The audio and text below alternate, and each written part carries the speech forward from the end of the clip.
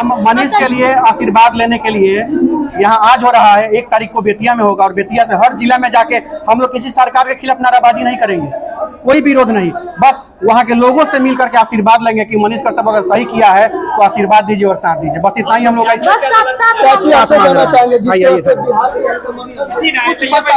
लेकिन जानना जरूरी है जैसा कि आप सब लोग देख रहे हैं कि मैम यहाँ तक आई है और जिस प्रकार से जन सलाह मनीष कश्यप के समर्थन में बिहार के लोग जो है अलग अलग दबाव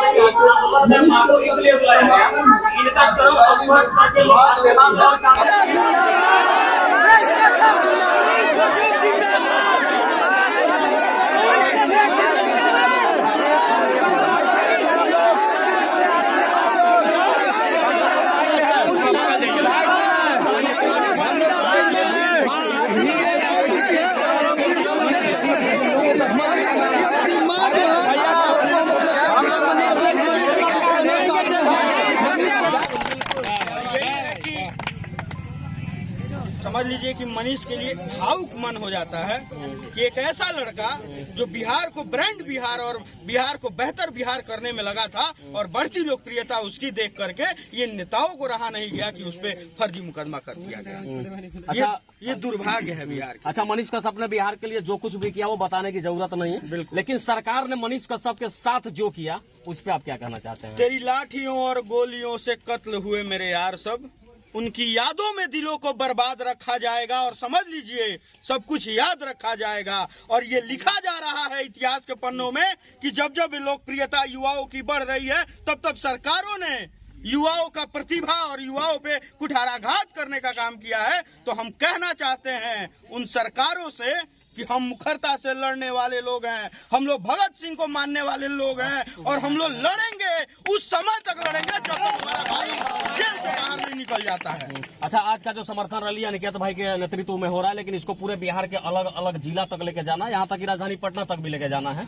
लेकिन विपुल चौबे आज तो आ गए, अगली रैली में आएंगे कि नहीं, कब तक साथ देंगे इस महासमर्थन रैली का? हर समय हर जिले में हम चाहते हैं कि अनिकेत भैया के नेतृत्व में पदयात्रा निकालिए और देखिए कि विपुल चौबे आपका साथ मोतिहारी से लेकर के चंपारण से लेकर के पटना छोड़ दीजिए दिल्ली तक चलने के लिए हम तैयार हैं। आपस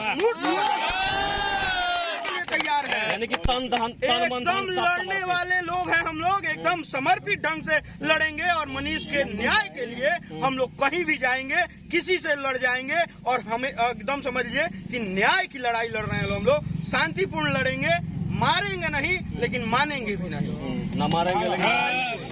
अच्छा विपुल भैया, इससे पहले आपने भी सरकार की बहुत सारी तानाशाही को देखा है, आपने छात्रों का आवाज इतना पुरजोर तरीके से उठाया लेकिन कोई कार्य उस पर सरकार ने नहीं किया, तो आपने छापरा में मुख्यमंत्री के सामने काला झंडा भी दिखाने का प्रयास किया था, लेकिन उसके बाद आपके साथ जो कुछ भी हुआ बिल्कुल गलत हुआ। मनीष कश्यप का और आपका जो कंपेयर किया जाए, इसको आप कितना सही और कितना गलत देखते हैं? देखिए, रास्ता दोनों का सेम है। मनीष जी जो काम कर रहे हैं वो भी बिहार को बेहतर करने में लगे हैं, हमारा भी मार्ग वही है, हम अपने मार्ग पे प्रशस्त हैं कि कैसे बिहार को बदला जाए।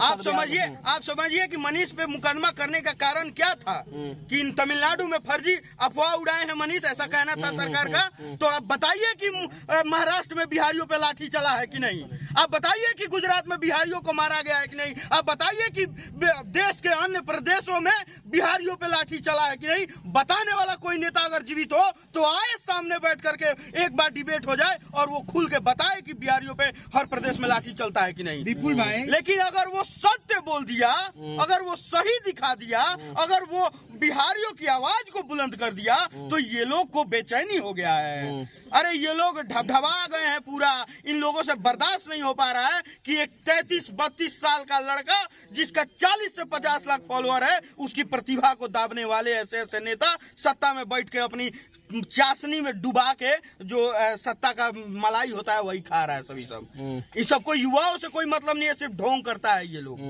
देखिए, इसमें सीधे सीधे तौर पर मैं आपको बता देना चाहता हूँ कि आपको जितना लाठी चलाना है, जितना फर्जी मुकदमा करना है या जितना अन्याय करना है, आप कर सकते हैं, कोई दिक्कत नहीं है।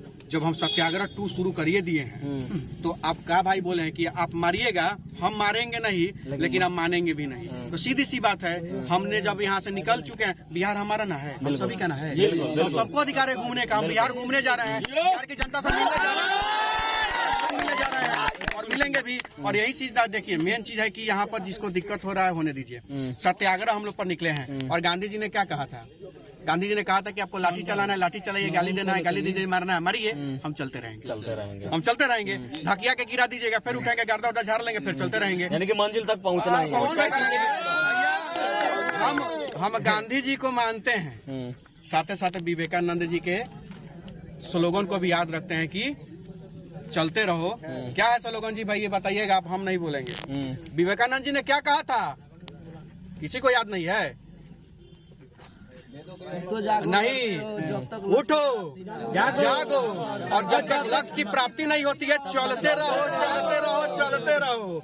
यही चीज है, तो इसी चीज को ध्यान में रखना है। और आप सभी से यही आग्रह करना चाहते हैं कि जो भी आसपास में जो आपके मित्र भटक रहे हैं, थोड़ा उनको एक बार कांटेक्ट कर लें और यहाँ बुला लें, क्योंकि 15 से 20 मिनट में हम लोग यहाँ से रैली निकालने का काम करेंगे। बाकी हम लोग तैयारी कर लेते हैं और बाकी युवाओं से आप लोग कुछ पूछना चाहते हो तो पूछ सकते हैं। अच्छा, आज तो मान लीजिए महासमर्थन रैली का शुरुआत है, लेकिन अगला जो भी रैली होगा उसके लिए बिहार के अलग अलग कोने से लोगों को क्या कहना चाहिए? किसका ये बस आप अगर मनीष का सब सही है, आप जितने सोशल मीडिया के जो कर्मचारी है जो काम कर रहे हैं वो सही है, आप उनके समर्थन में आइए भैया।